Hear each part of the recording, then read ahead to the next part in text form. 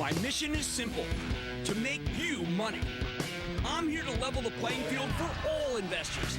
There's always a bull market somewhere, and I promise to help you find it. Mad Money starts now. Coming up, brewed for success?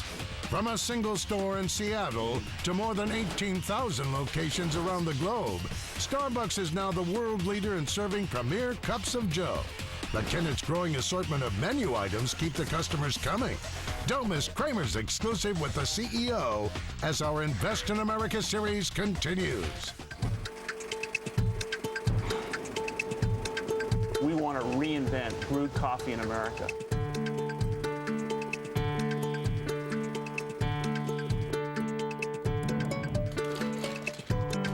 We can't wait for Washington or Congress to solve America's problems.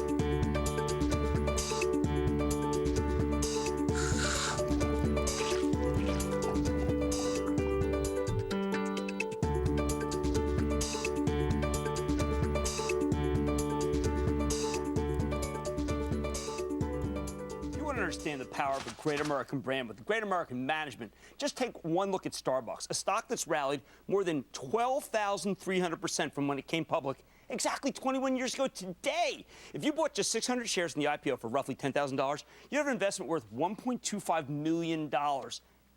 Business is unreal. How great is business? Well, our next guest will credit his entire team, because I know him. The success does indeed start right at the top, which is why I'm thrilled to have Howard Schultz, the founder, chairman, and CEO of Starbucks, in the studio.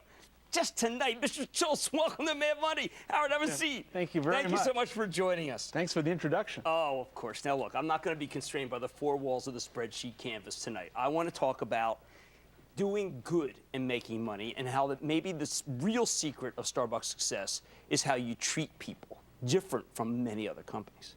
I'm glad you asked me that, because you know the bottom line is just a goal, but the question is, how do you get there?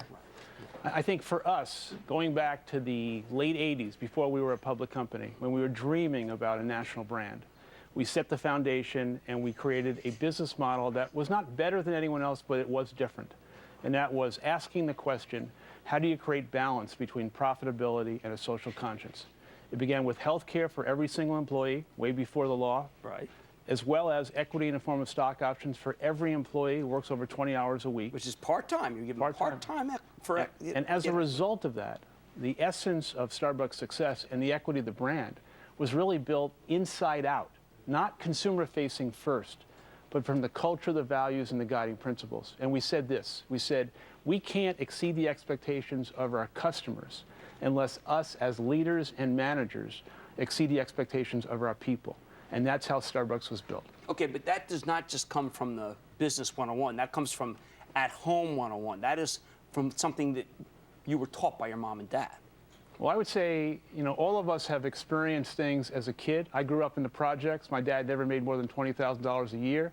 And I saw firsthand as a kid, unfortunately, the fracturing of the American dream. And I witnessed it. I still have the scars today. I could stand here today and say success has changed me, but the truth of the matter is I still have the same fear of failure that I had as a kid. And what drives me is trying to create the kind of opportunities and the aspiration and the business model that will show and demonstrate to others that my life story can be your life story, that you can start with nothing in America, like I did and my family did, and create the American dream. And I think the other thing I'd say is that we've learned great lessons, and that is success is best when it's shared. Profitability is a shallow goal if it doesn't have a real purpose. And the purpose has to be to share the profits with others. You mentioned our shareholder value that we've created. We're really proud of that, but we're equally proud of what we're doing in the community, what we're doing with our people, and how the company has built itself around a purpose that's not just about making money. And that could be why you make the most money of people in your at least in your sector. Well, I've been saying for years as a public company, and people wouldn't listen at first because I think performance was based on the fact that we had to demonstrate that we would perform. But now that we've performed all these years, I think our shareholders and the street understands that the equity of Starbucks brand is a very different kind of company. And I think that company goes back to the original premise. But I want to go back to what you said about insecurity. Yeah. Because it's still out there. I mean, I remember a year and a half, you were saturated. You had too many too many stores in America. But the stores that you've opened in the last year, you're most successful. So clearly, there can't be any cannibalization. Well, the interesting thing about that is I think 2.5 years ago, the same people who probably hated the stock at $8 right. perhaps love it today at 65. But the point of that is that we had to believe in our brand, in our purpose, and our business model. And what we've demonstrated the last 2 years in the U.S. alone is that the stores we've opened in America, about 500 of them over the last 2.5 years, are the best performing stores in a decade, while we have opened thousands of stores internationally. Well, we've just come back from India and Vietnam and China and Malaysia, where Starbucks is as hot as any brand, any consumer brand, any retail brand that you can find. And it's because of the way in which we've built the company and the reputation that Starbucks has, even before people have tasted the coffee. All right, how do you keep inventing? Because you've talked about, in one of your most recent talks, you talked about the idea that when I look at the original Dow 30 from 1928, the fact that only one company remains, GE, damn hard to create an enduring, sustainable business, you have to change every single week, month, day. Our aspiration as a company, and I think, this is not difficult to say, but some people will hold me accountable for it, is we want to become one of the most recognized, admired, and respected companies in the world. And that's why I use GE of the Dow 30. Oh, you're good, because the other day you said that you want to be the only one, but you said you were given hyperbole that day. So the point of this is that we have to push for innovation in everything we do. But it's not only innovation from consumer-facing initiatives, and we have to be locally relevant in every country we do business. But we also have to be highly relevant in the communities that we serve and for our people. The culture and values and guiding principles of the company is what will sustain it. All right, now, you've also become a technology company, not just from innovation, although I am going to hold this up because I happen to have one of these. You're too modest. I'll show for you. I don't care. I love that ad. This is the ad in today's paper, and I happen to have the peach green tea lemonade, and it's just really fabulous. But you're inventing. Yes. You're also taking advantage of the fact of what you call the seismic shift in the way the American consumer thinks, actually the worldwide consumer. You say that they're just smarter. You say Asia's most competent. Not even. Well, here's the point. I mean, there's no question that there's a seismic shift in consumer behavior, mainly because of technology and the mobile platform. And what we've done in the last 2 years is we've invested heavily in capability and resources. And today, Starbucks is the #1 consumer brand and retailer in terms of mobile payment. We processed almost 4.5 million mobile transactions last week. Now, it's not just last week alone, but the question is, what does that mean? The meaning is we're giving value to our customers in terms of speed of service, and we're doing things for them that enhance the experience.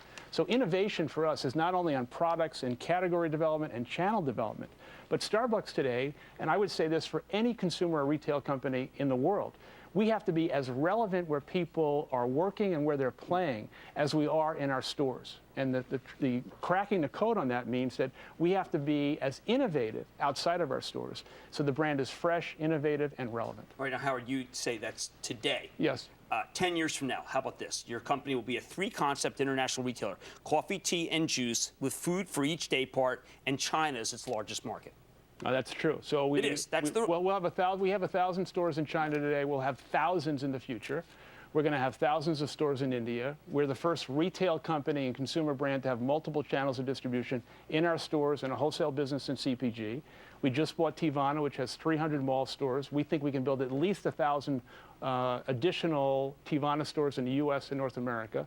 And we're just getting started. I would say this, that despite the fact that we've been public for 20 years and in business for plus 40, that Starbucks Coffee Company is in the early days of its growth and development. I will say that there are significant challenges, and this is not an easy thing to do, to build the kind of brand that Starbucks has built.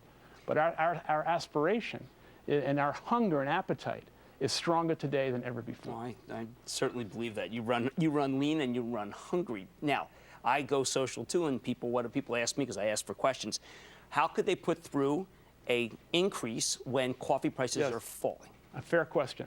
Coffee prices have fallen, but the truth of the matter is that it's about 11% of our total cost of goods. Right. Dairy, paper, transportation, labor, healthcare, all of these things. So the increase... Healthcare, including next year, where you have been pointed in saying it's going to be tough. Yeah, and the increase is only 1%, and it's not on all beverages. And if you're a Starbucks Gold Card holder or a mobile payment you will be able to get real value. So that we were very careful. And I think here's another thing. In today's world, if you want to be a great company, the currency has got to be transparency. We were very honest with our customers about what we were doing and why we were doing it. Okay, now I want to talk just in the time we have left. Value, what are the primary values of Starbucks and what they stand for in terms of being an American? I tell all our people to stay humble and be hungry. But our values are this. We are a performance-driven company through the lens of humanity. Hold it. I got to get my head around that. Okay, we are a performance-driven company. We have to make profit. Right. We want to drive revenue, drive profit through the lens of humanity. We want to have a conscience in the way we built Starbucks. I love it. Howard Schultz, thank you so much. That's Howard Schultz, Chairman, President, CEO of Starbucks. You see why I like the stock so much, you see why I like the company so much, and why I like the man so much. Thank you so much, Thank Howard. you. It's an honor. Great to be with you. Thank you. Stay with Cramer.